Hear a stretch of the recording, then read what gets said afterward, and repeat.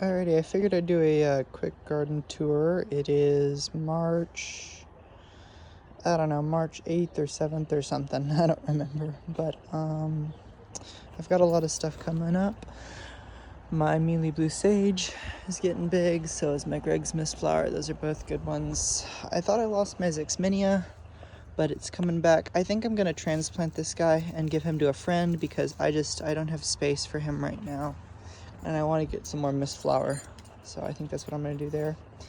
My Blackfoot Daisy has started to bloom, and so has my Verbena. This is Verbena canadensis. It's a cultivar called Homestead Purple. I think this one's naturally occurring. I do like cultivars, but I try to get ones that pop up in the wild a little bit more instead of ones that are bred in a I guess not a lab, but you know what I mean, bred by people. Let's see. I've got a lot of beds that are in progress here. I don't know, I've been trying stuff out.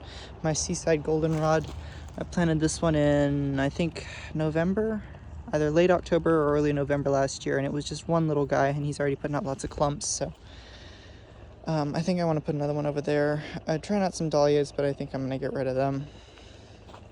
I got another one started over here. I've got a Sorghastrum nutans, Indian grass, a couple tridents. I'm trying to make a drift of them here, and then I'm going to fill this in as a triangle right here with Indian grass, this whole spot, but we'll see how it does. It's starting to rain now. I planted a couple coral honeysuckle, one little guy here and one over there. I'll show you in a second. I've got bud break on my beauty berries, already little tiny leaves. Those are seedlings that I grew. My coral berry has started to put out new leaves. I got more frostweed that I planted. Another one there. All of the corms that I dug up at a friend's place, they're all done. I've got a little baby wafer ash who's putting on leaves.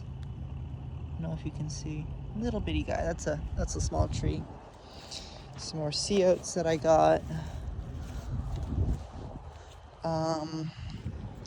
Virginia creeper hasn't done anything. Another sea oats. Let me go over here first.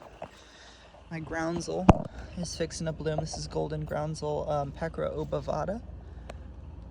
This guy has little yellow flowers. Usually they bloom earlier in the year, but this one's blooming a little bit later. I think it's because he doesn't get that much light right here.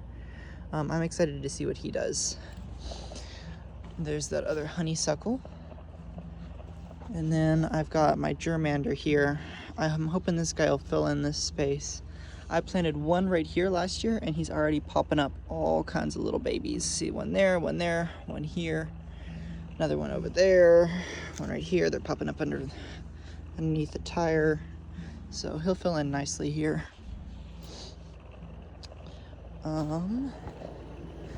Over here in the shade garden, I got my Missouri Violet. He hasn't done really all that well. We'll see what he does this year. I might replace him with Viola Sororia instead. That's a clumping violet, not a running violet. So, Poppy, get on from there! Go, get on from there, damn cat! Knocking my shit over. This right here is Aristolochia fimbriata. I have two tubers in here. It looks like one, but I hope this is that other one. They might be the same one. I like growing this guy a little bit more in the shade. This is a shade-loving plant. It's a host for a pipevine swallowtail. It's not a native one, but they prefer it over the native varieties. So I grow it because I have limited space. When it's grown in pretty deep shade, like it is right here, and well, not deep shade, but out of very direct sunlight, it puts on these very big leaves. I mean, look at how big these are. Look at that. Very big. So I'm a big fan of it. It regrows very quickly. They eat it to the ground. I'm going to try out a wood fern in this spot because it's a little moist and it's pretty shady. I've got it watered. This stays pretty wet here most of the time. We'll see how it does. I've never had good luck with ferns, but this is my first time trying southern wood fern, so we'll see how it does. It's put out a new little frond in the past week, so other than that, Bought a false hosta. I'm hoping to keep this guy in a container. This one also likes shade. So since I can't have regular hostas around here, they don't really grow that well. I'm gonna try this guy instead. He's very pretty. There's my Turk's cap from last year. I have replanted this guy 4 different times. I have dug him up and replanted him 4 different times trying to find a spot. He's bounced back wonderfully every single time. But you can see he's already putting up new growth at the roots. And these are cuttings I took last year of him. And they've been in the ground for maybe 3 weeks, and I pull on them and they are snugly rooted. So they put out really good root systems over the winter, and I planted them as soon as we had our last frost, knowing that I would cover them if we got another one, and they are taken off right away. So I'm hoping that they grow a lot this year to fill in this corner of this bed. I'll move things and remove them if I have to, but I like things to be packed in nice and tight. This here is a Carolina buckthorn. It's a native buckthorn, not like the invasive ones. The birds love the fruits. I've got him in a cage right now to keep the dogs away from him.